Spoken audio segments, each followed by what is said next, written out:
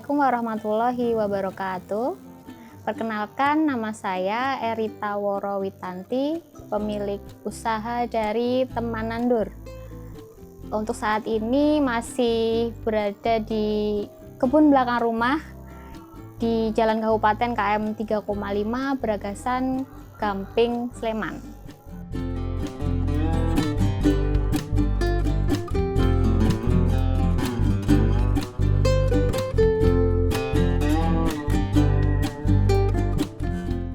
Kalau untuk Teman Nandur itu bergerak di bidang tanaman hias ya, khususnya daun sih sukanya.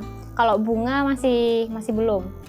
Tanaman hias daun yang sekarang lagi booming, alhamdulillah. Kemudian ada juga potnya pot tanah liat, tapi kalau untuk pot masih area dalam kota, belum pengiriman luar kota.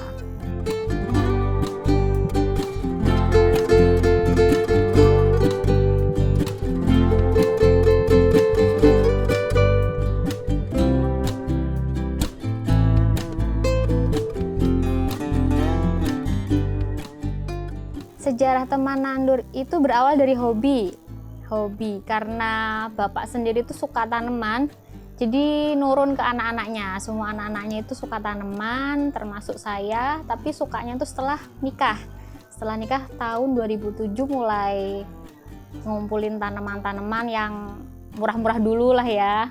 Kemudian di tahun 2008 tuh mulai cari tanaman-tanaman kolektor gitu. Makin kesini, pertama itu saya ingat banget pertama bisa jualan itu sirih gading. Sirih gading itu saya cacah sendiri, kemudian ada temen yang nanya, dijual nggak? Boleh deh, nggak apa-apa. Dari situ mulai deh senang nyacah tanaman sendiri. Terus akhirnya sampai sekarang kebanyakan sih jualannya hasil dari cacahan sendiri, walaupun beberapa ada yang kulakan dari petani juga.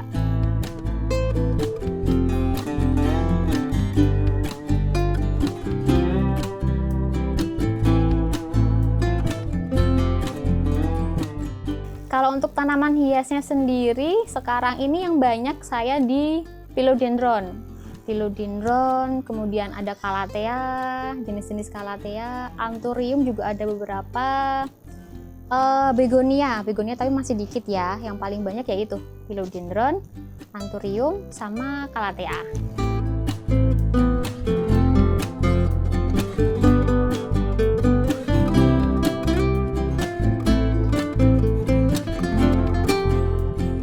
Kalau untuk pot itu masih kulaan juga, jadi belum produksi sendiri, dan pemasarannya juga masih dalam kota karena keterbatasan ini ya. Packingnya masih agak susah, nanti masih terlalu berat di ongkir kalau untuk pot tanah liat itu. Jadi masih pengambilan di rumah atau COD atau gosen aja sih kalau untuk pot terakotanya.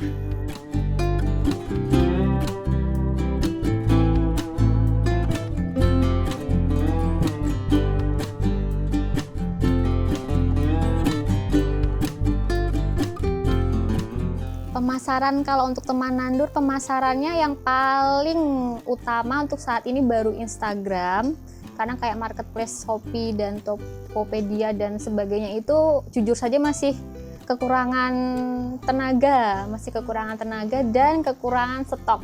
Biasanya karena kita cacah sendiri, tani sendiri, jadi stoknya belum terlalu banyak. Yang paling utama masih dari Instagram, kemudian mulut ke mulut itu juga sangat efisien untuk pemasaran. Nah itu.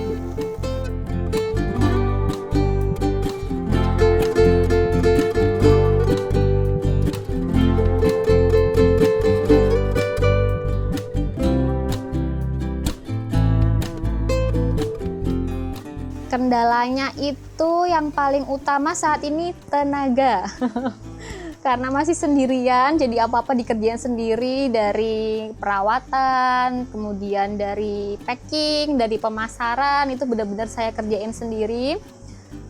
Jadi benar-benar masih keterbatasan di tenaga. Sama kalau untuk pemasaran kan memang areanya sudah ke seluruh Indonesia ya kalau untuk pemasaran, baik dalam pulau maupun luar pulau. Itu yang luar pulau kan kalau untuk tanaman harus menggunakan surat karantina. Itu juga masih saya kerjakan sendiri. Jadi kendalanya di situ. Kalau untuk perawatan tanaman karena saya basicnya adalah suka dengan tanaman yang merangkap jadi plant seller, kemudian jadi ya asik-asik aja untuk merawat tanaman. Seneng aja ngelihat mereka bertumbuh setiap harinya gitu, seneng-seneng aja sih.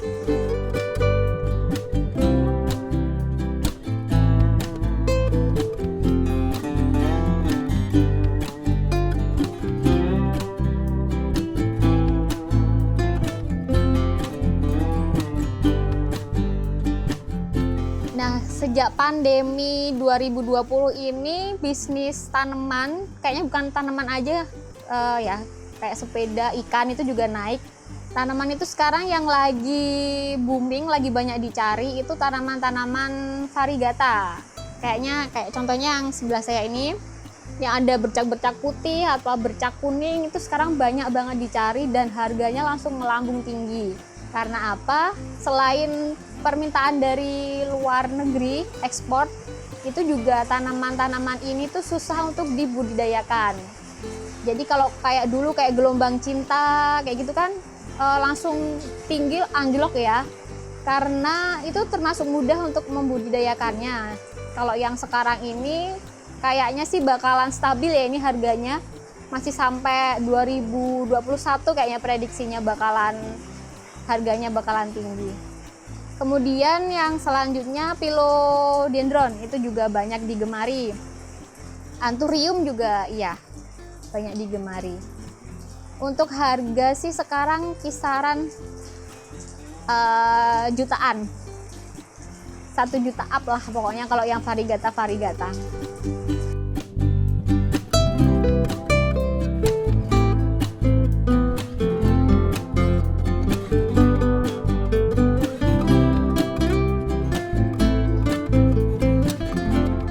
Buat teman-teman yang mau mulai usaha, sebenarnya jangan ada kata takut mau buka usaha atau nggak ada modal gitu. Sebenarnya itu bisa banget diakali, bahkan dari sekedar hobi pun bisa jadi usaha.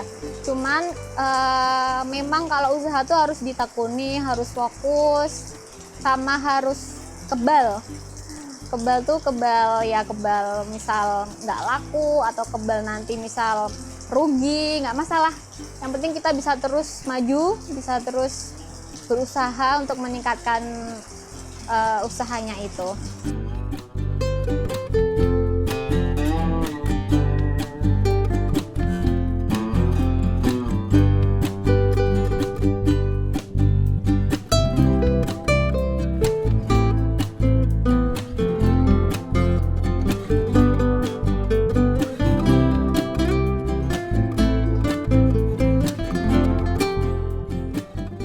Buat teman-teman jangan lupa like, subscribe, sama nonton semua video-videonya dari Pemuda Desa TV karena bagus-bagus sih, menginspirasi, sama kemudian anak muda yang menurutku Pemuda Desa tuh inovatif sama cakep lah pokoknya. Jangan lupa like, subscribe, sama disebarin ke seluruh sosial media yang teman-teman punya.